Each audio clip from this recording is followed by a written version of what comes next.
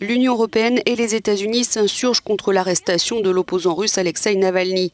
Militant anticorruption et ennemi juré du Kremlin, Alexeï Navalny a été arrêté ce dimanche à l'aéroport de Sheremetyevo à Moscou. Il venait de passer près de 6 mois en Allemagne où il se trouvait en convalescence après son empoisonnement présumé en août dernier. Les services pénitentiaires avaient menacé dès jeudi d'arrêter Alexeï Navalny s'il rentrait en Russie.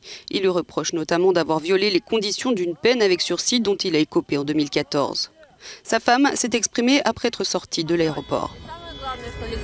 La chose la plus importante qu'Alexeï a dite, c'est qu'il n'a pas peur. Et je n'ai pas peur non plus. Et je vous demande à tous de ne pas avoir peur. Merci beaucoup à tous pour votre soutien.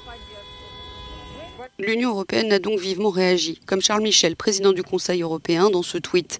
La détention d'Alexeï Navalny à son arrivée à Moscou est inacceptable. Je demande aux autorités russes de le libérer immédiatement. Ou encore Josep Borrell, chef de la diplomatie de l'UE. Les autorités russes doivent respecter les droits d'Alexeï Navalny. La politisation du système judiciaire est inacceptable.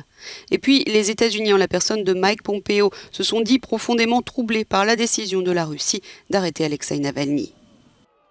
Alors que des partisans de l'opposant russe ont aussi été interpellés à l'aéroport Vnukovo avant d'être relâchés quelques heures plus tard, le Canada a également déploré cette arrestation, de même qu'à titre individuel la France et l'Allemagne.